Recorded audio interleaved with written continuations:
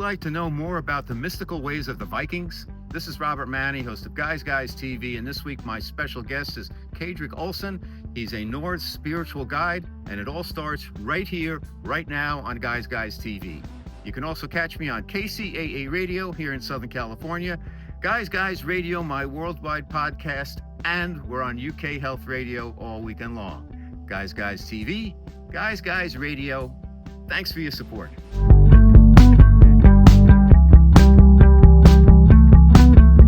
Okay, Guys Radio, it is the interview portion of our show, and I'm delighted to welcome a new guest to Guys Radio. His name is Kaedrich Olsen, and let me tell you a little bit about him. He's an author, speaker, and spiritual guide specializing in Norse mysticism and Runic wisdom. And we're going to get into that today because we're going to talk about runes for those of you who are aware of them.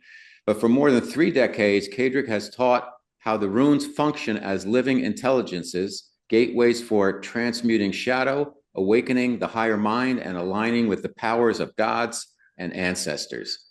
Kaedrich's lifelong path weaves together Norse studies, paranormal exploration, and shadow work. He was raised in a haunted home and trained in séance and channeling. Kaedrich developed an early communion with advanced beings known as the Whisperers, and we're going to invite them onto the show today, maybe ask them a few questions.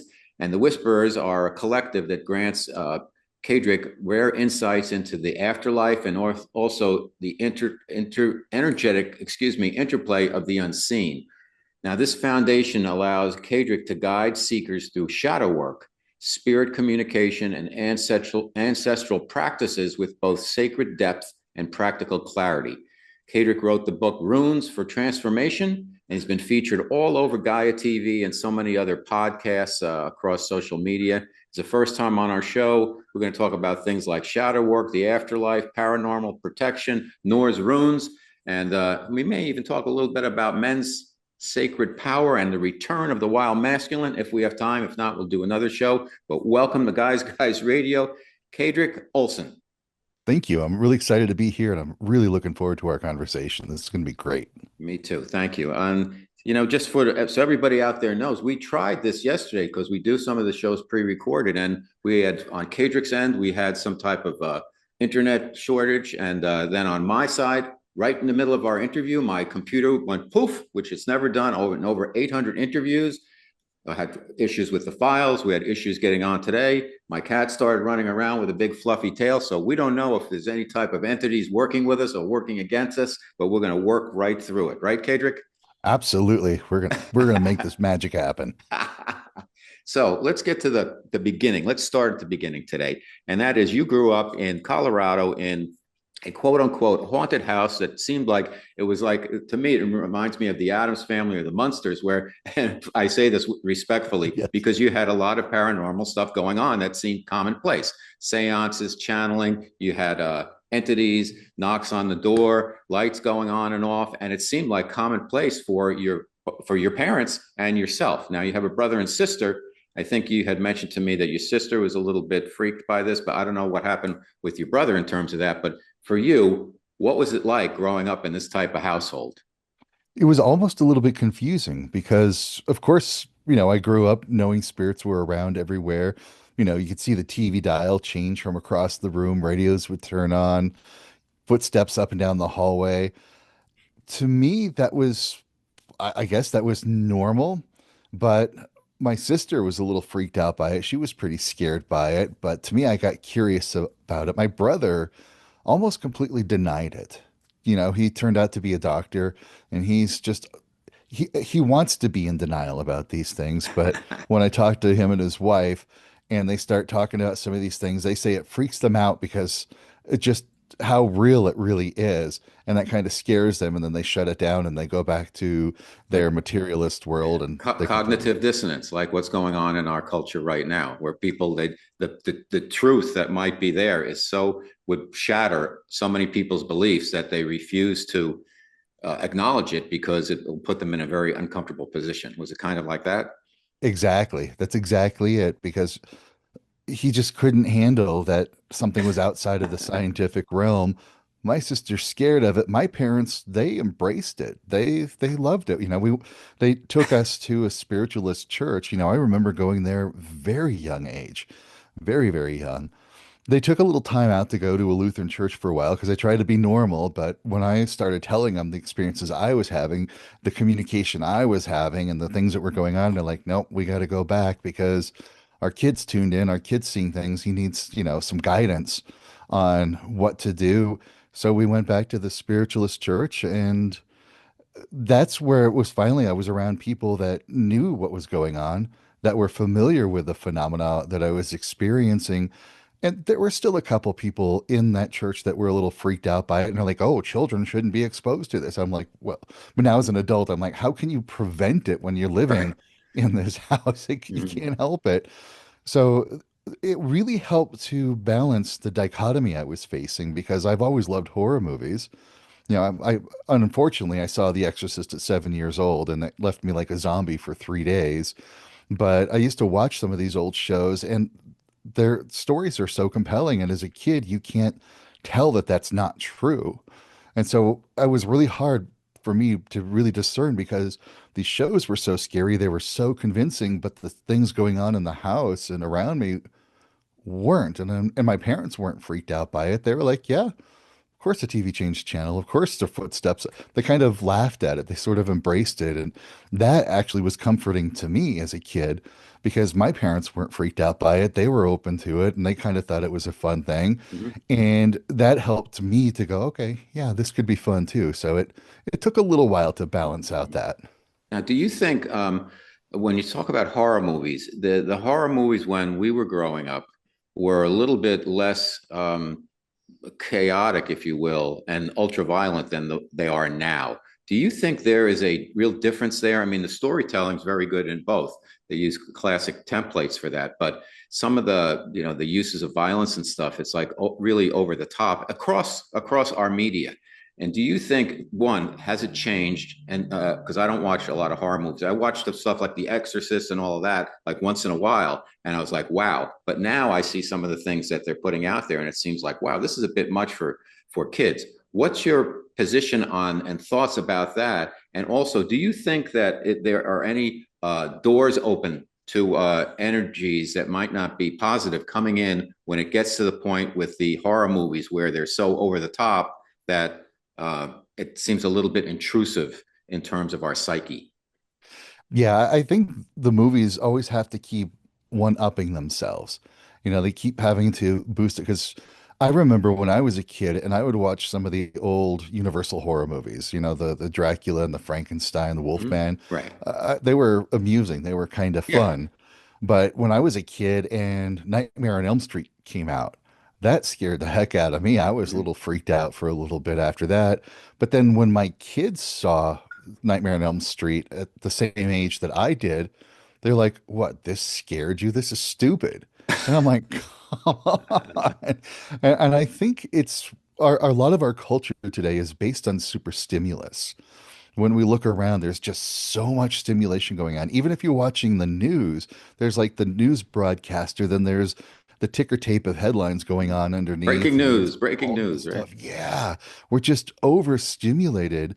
And I think as a culture, we've gotten programmed into that. So the movies just up it. They just keep upping that stimulation factor. And that means adding in the special effects and that adds in the violence. When they do a remake of an old movie that was kind of used to freak us out, now you're right, it's all chaotic and there's just so much going on. And I think it's just because the audiences today are now used to having so much stimulation going on. I'm just curious what the next step is. Mhm. And for opening portals, absolutely. Whenever we buy into the fear-based narrative, we are setting up the energy within ourselves. I've got 10 rules of interacting with the paranormal, and the first and most primary is similarities attract and perpetuate. Now, that means if you're in a fear state and you've got a lot of scary stuff going on around you and you're freaked out, you're putting out a fear energy. And that fear energy can create thought forms, which basically feed off of that and they perpetuate that fear energy in you. It can draw other entities in that are going to keep promoting that fear state. And that is one of the biggest causes of paranormal problems that I've seen with clients and people over the years is they created it Hmm. because it may have been just grandma popping by for a visit. It may have been like a little kid curious and playful, but because of the horror movies and because of the paranormal investigator shows and all of the TV shows, they were programmed, oh, this is a ghost in my house. It must be a demon. It's out after me. It's going to get me. They start generating the fear. They create the thought form, and it creates what I call a compound haunting, meaning there may be an actual spirit there that's just a person, just a benevolent, everyday person. But the person is so freaked out by it, they're creating the thought form, they're creating the energies, they're attracting other entities in, and they've compounded their situation. And I help people gain a different perspective of what's going on. I call it the compassion shift. Hmm. Instead of going, oh my God, what are you going to do to me? You say, oh, do you need help? How can I help you? Hmm. And that completely shifts the energy from fear to compassion. And I've seen it dramatically lower and Hmm. drop any negative paranormal activity almost immediately. Now, do you think, Kaedrich, that some of this is propagated by by Hollywood, where they put it out there to create this fear in kids who aren't as level-headed as you are and you were, and then whoever can feed off of that loosh, I guess you call it. Right. Is that you think is there something behind that that's being driven to create that type of energy that can feed whoever? That I do think there's part of that going on. It's kind of an interesting feedback loop.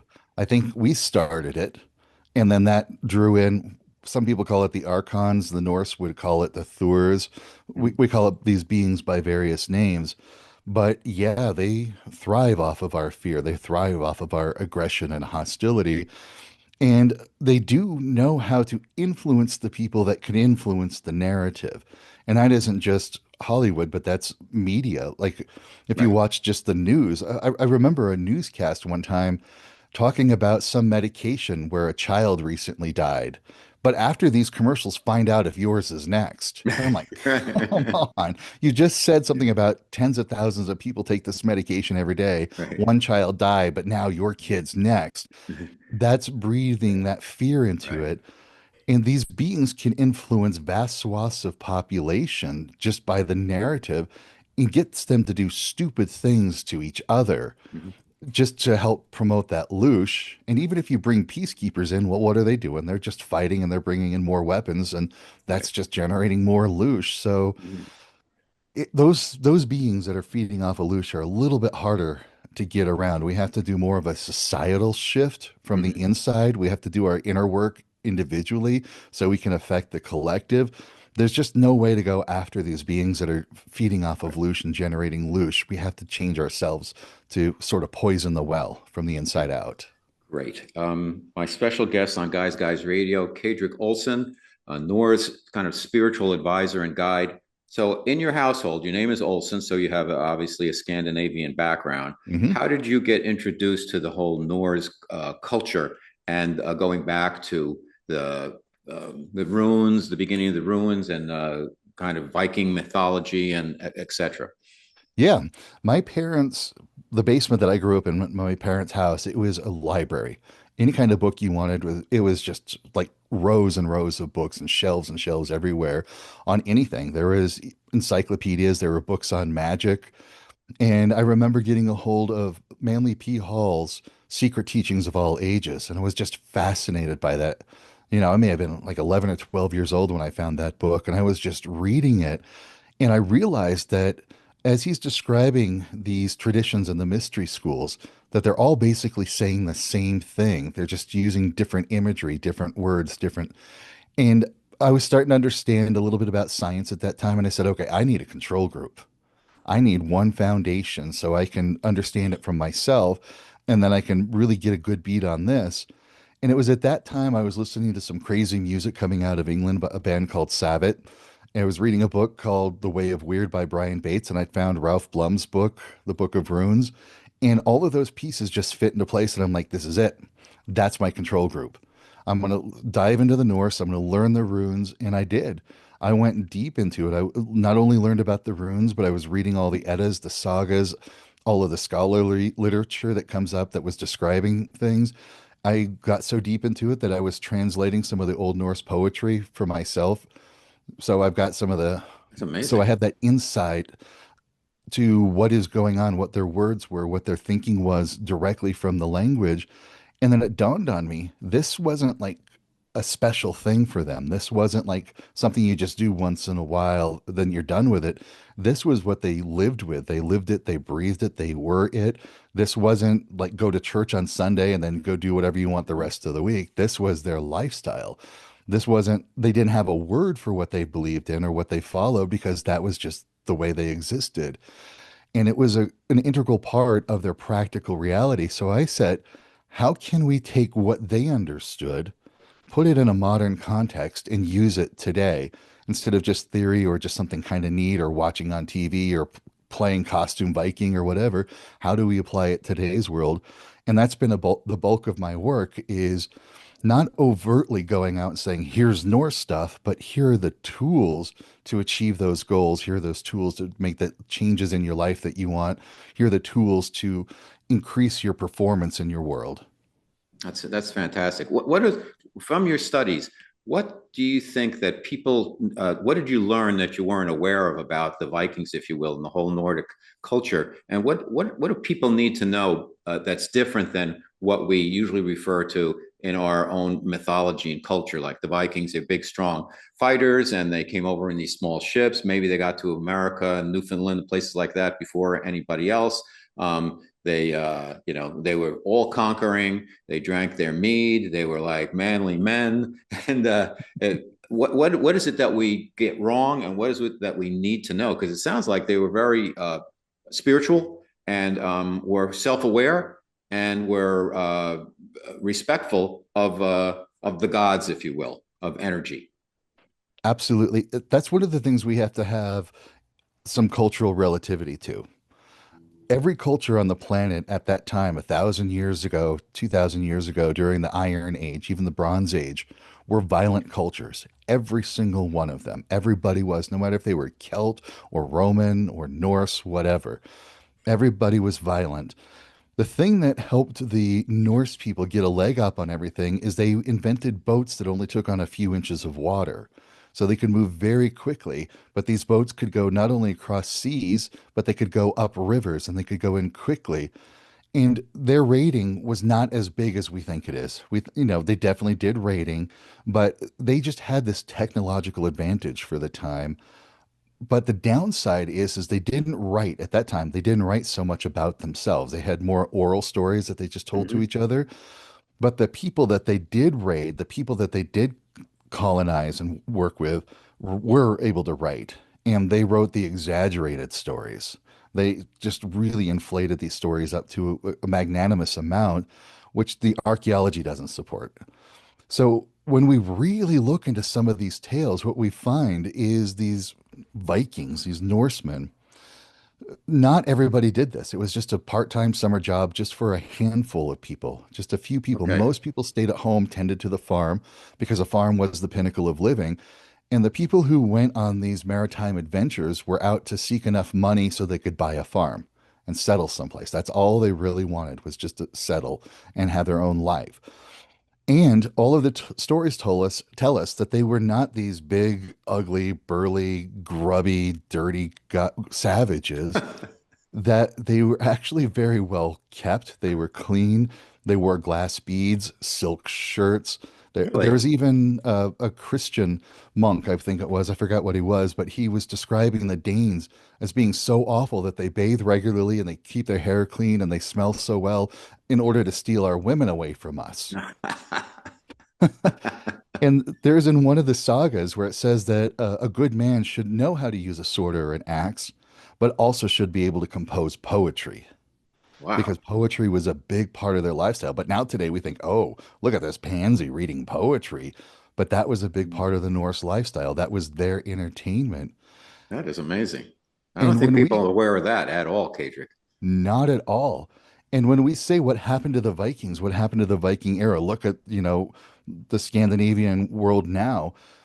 It's not because they lost, it's actually because they won. Where they went to, where they settled, where They colonized, they integrated with the cultures, they led those cultures.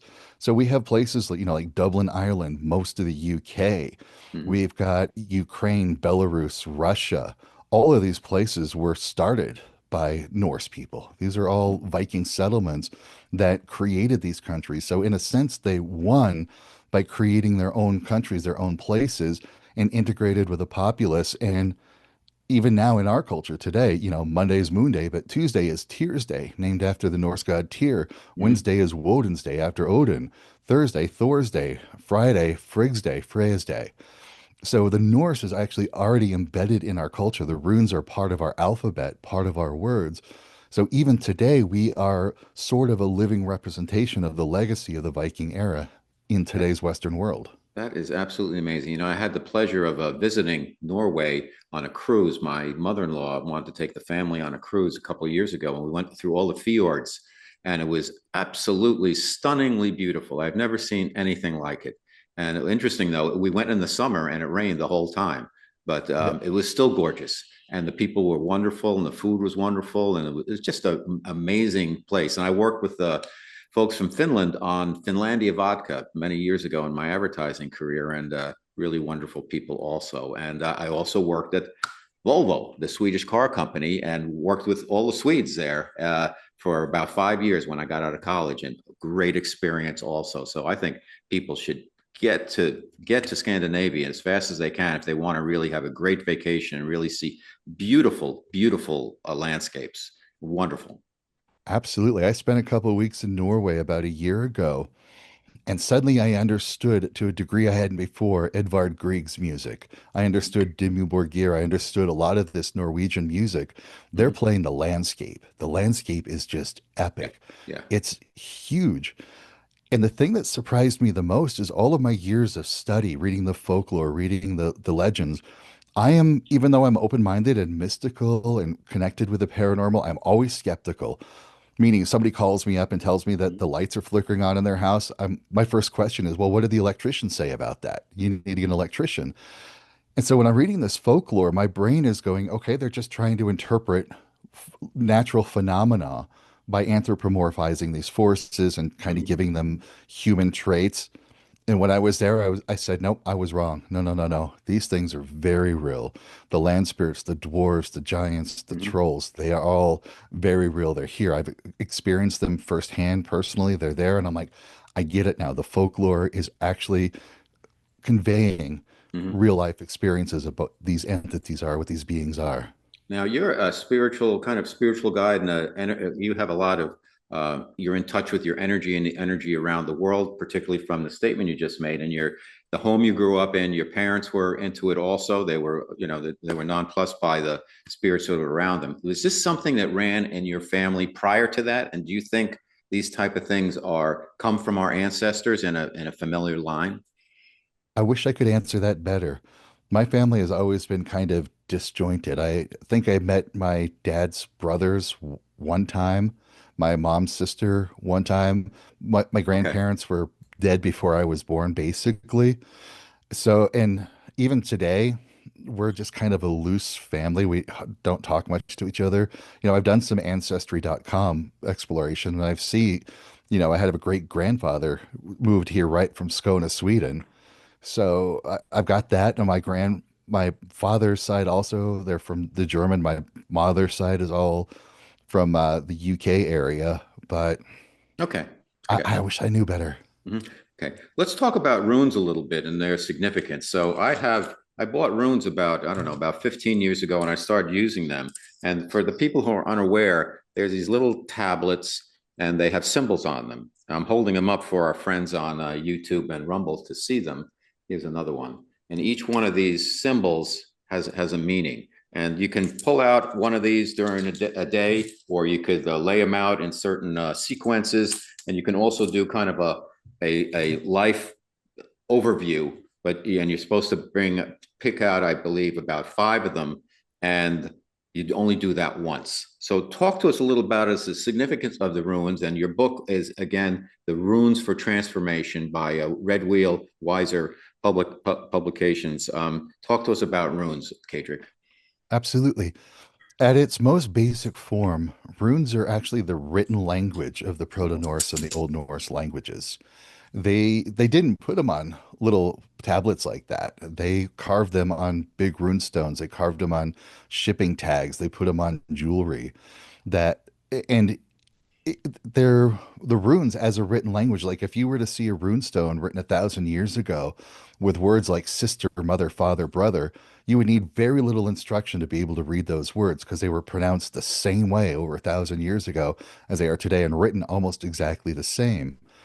And even in our alphabet, letters like S, I, T, B, R, C, they all come from the runes. And words that we use today, the Mhm. word year comes from the rune Yera. The word day comes from the rune Dagaz. So runes at the basic level are their language. They're little written language, and there are thousands of rune stones all over Scandinavia, into mainland Europe, even into Turkey. The Hagia Sophia has runes carved on the floor that I was basically there. is, I saw him. Sven Yep. was here. Yep.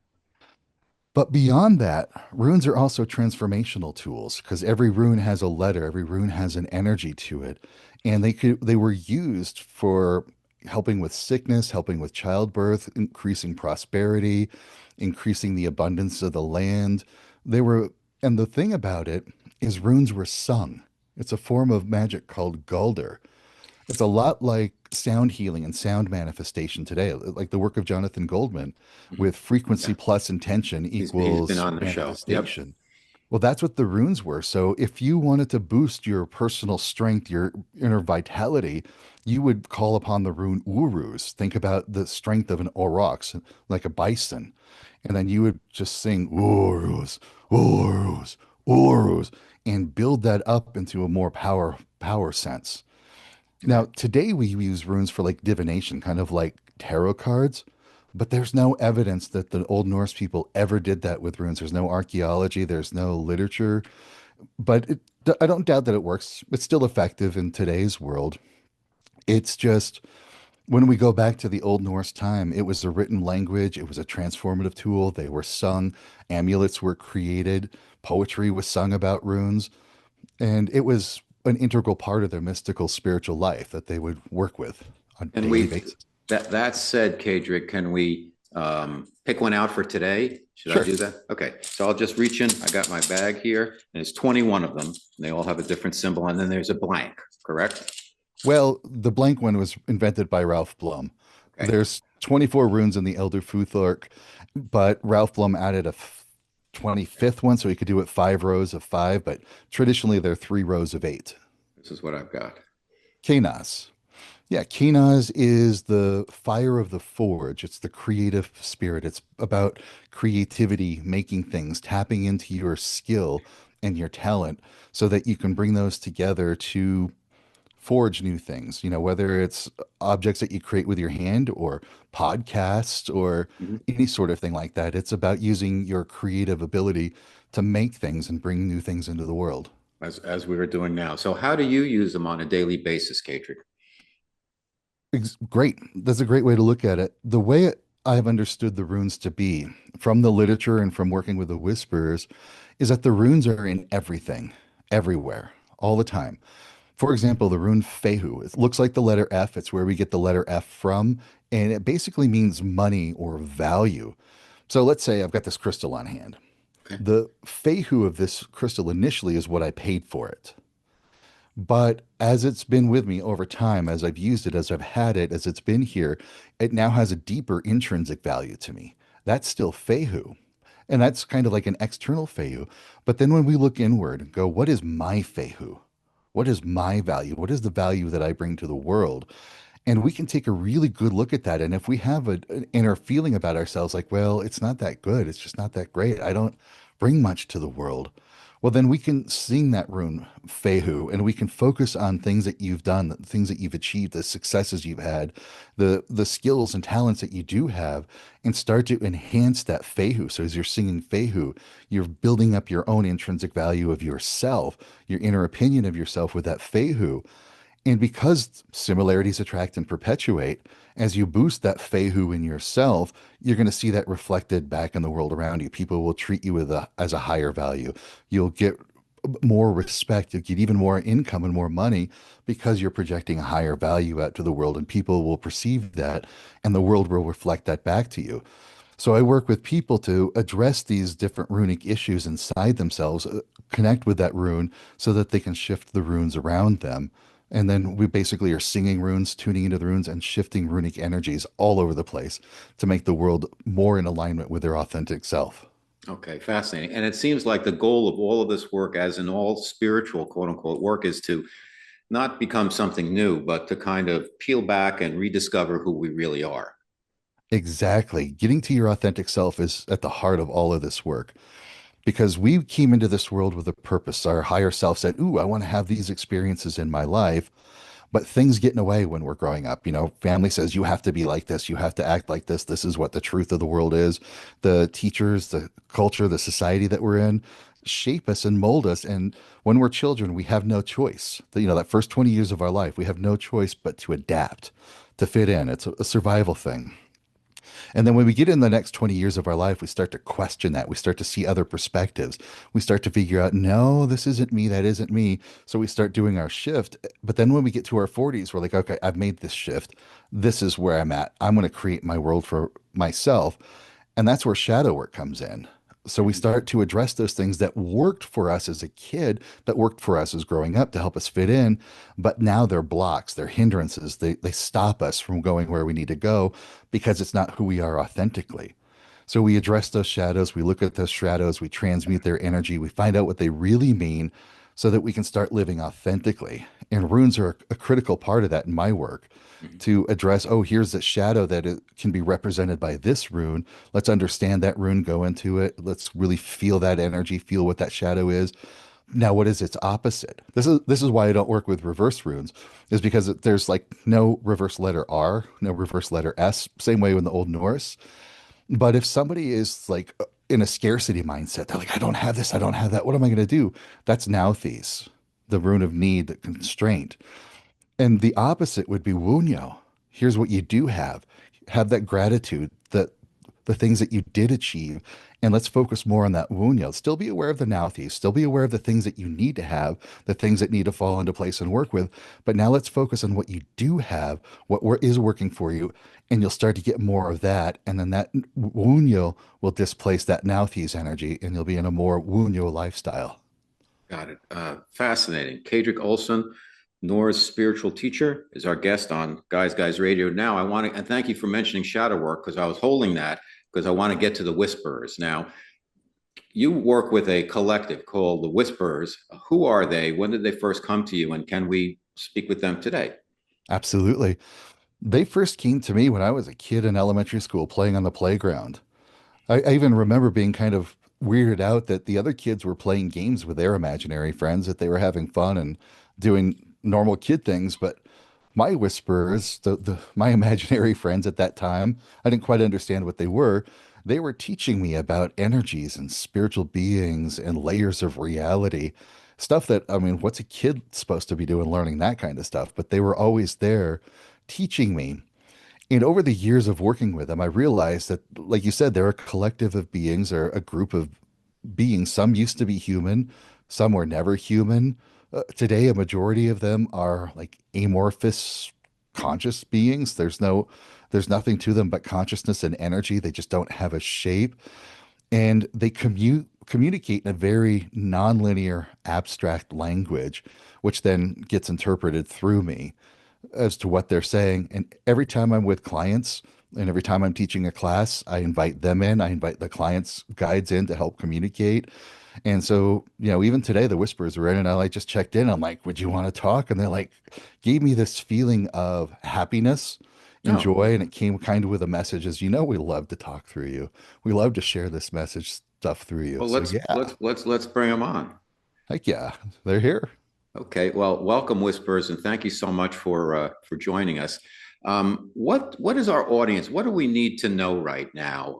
Because there's so much anxiety out there, and it seems like we could be on the precipice of a new, better world, but we may have to go through some tough times to get there. It seems to be what a lot of people are saying. But bottom line, what should people feel, and what should they know right now? You know, when you look into your mind and you're aware of your thoughts, sometimes you have so many thoughts that they're clouding what you want to be paying attention to, what you want to focus on. So many people say they have a difficult time meditating because their thoughts just keep running and running and running and running. Well, that's exactly what you're experiencing with all of your media. It's just noise. It's just your thoughts running and running and running. Think of all of that messaging that's out there, all of those narratives is just like the noise of your mind. And what if you could use that noise to find a central, quiet place of your mind? Focus on all of those thoughts, focus on all of those feelings, and just be aware of them. Don't engage, but just be aware and develop that inner awareness of your thoughts, develop that inner awareness of your feelings. Now reflect that skill back out to the world. When you see all of that noise, just be aware of it. Think of it as just a layer of noise, a layer of distortion. It's not even the truth. There are some elements of truth in there, and there are things that you can't ignore that you still need to pay attention to. But remember, it's just a layer of noise. But when you connect to other people, when you connect to the collective unconscious, when you connect to your authenticity, you'll find that quiet place in all of humanity, everywhere. 8 billion people want to live. 8 billion people want to thrive and love their families. There are a handful of people out there that want different for their own goals and means, but that's okay. That's their path. And believe it or not, that's their path to influence you. Without this dynamic opposition that you're facing, you would have no need to grow. You would have no need to advance your thoughts. You would have no need to find that quiet place amid all the noise. So we allow that noise to happen. We allow that to go on because it's part of your dynamic growth process. You need to not push back against it, but use that energy to move forward. In a sense, don't hate the message. Don't hate the messengers. Just be aware of them, know that they exist, and then do your work for yourself. It's not selfish to do your work for yourself. It's needed. That's why you're here. And the more that you do the work for yourself, the more you are influencing the collective unconscious of all of humanity, enabling their growth, enabling them to see all of that narrative as just noise, but to find that quiet place within and to find that quiet place within all of humanity. Oh, that's beautiful. Thank you, Whispers. Let me ask a personal question. Now, we touched on this yesterday, but again, our recording got went someplace, but we don't have it. And you had mentioned, I asked, the question was, what do I need to know right now? And am I on the right path? And it seemed like what the takeaway was, you're getting joy for what you're doing. Aren't you happier now doing what you're doing versus what you were doing before? The answer is yes. And look for, there's an underlying connection, I believe you mentioned, to everything. And I'm wondering, where do I look for that and what might that be? And am I on the right track in terms of tapping into that? Yeah, and in fact, even one of your guides is coming through on this one. And it's interesting. I remember we talked about the confusion of so many things going on, but it's finding that underlying arc, that current that runs through all of Right. those things. But this guide of yours is coming through and saying to trust yourself even more. Know that you're doing the right thing, that you're on the right path. You know it because that passion you're feeling, that energy that you feel when you do it, that rush, that good feeling, that is called alignment. He's telling you that's called alignment. Alignment with your purpose, alignment with your authenticity. That is what your higher being came in here to do, came in to be an influential voice to help shift that collective. So trust that you're doing the right thing because you are. And in a weird sense, he's kind of saying, have this, oh, the word's not faith, but just like this acceptance that you're doing the right thing. Don't even doubt it. Just go and do Okay. it because, okay, there's some pieces and parts falling into place. When we have some people that are sometimes spontaneous, they're jumping out and doing things, we think it's coming from their ego. Ego's not a bad thing, but they're actually coming from a inflated, artificially inflated self-aggrandizement. And so we tend to see these people and go, I don't want to be like that. I don't want to be those people. And when we do that, we're locking ourselves into a smaller place because we say, I don't want to be that. I don't want to be seen like that. But the answer is trust yourself that you are doing the right thing for the right reasons and that you can let yourself do that because you're not doing it for self-aggrandizement, for Mhm. self whatever the word is. You're not being selfish about it. You're doing it for other people. So trust that you're doing the right thing for the right reason and that you deserve to make that next step. You deserve to grow this because these people will always be there putting out their messages, putting out that noise. And if they are left uncontested, they were going to keep going. Mhm. So trust that you're doing the right thing and be willing to contest that noise because you're needed. Thank you. Thank you, Whispers. Wow, amazing. So we're just at the time frame. We're running out of time. And I want to thank the Whispers for being here. So thank you so much for helping us today. And I also want to turn it over to you, Kaedrich, when you come back to tell everybody where they can learn more about you and pick up your book and take some workshops with you. Thank you, Whispers. Absolutely. They recognize that gratitude and they're acknowledging that. Thank you. So yeah, my name opens up a lot of doors. Just my name, Kaedrich. If you go to Facebook, Instagram, YouTube, Google, you type in my name, you'll have access to the resources I put out there, social media posts, videos, trainings. Even my website is kaedrich.com. And that's another door that opens because you can book a free one-on-one consultation with me to see if the work that we're doing is to get good. On my website, also, you'll find links to go to my paranormal school, my shadow school, even Norse training. There's a lot of online trainings that I've got available. So, like I said, just type in my name, and that will open a lot of doors for you. Well, Kaedrich Olsen, thank you so much for being on Guys Radio. I hope we come back because there's so many other topics I want to talk about: the afterlife, paranormal protection, men's sacred power, etc. So I hope we can do it again. But this was a great conversation, and thank you, and thank the Whispers. You're very welcome. This is great. I'm looking forward to our future conversations. Awesome. If you enjoy the guests and content I bring you each and every week to Guys TV and Guys Radio, please support us by subscribing to our channels and platforms. Thank you.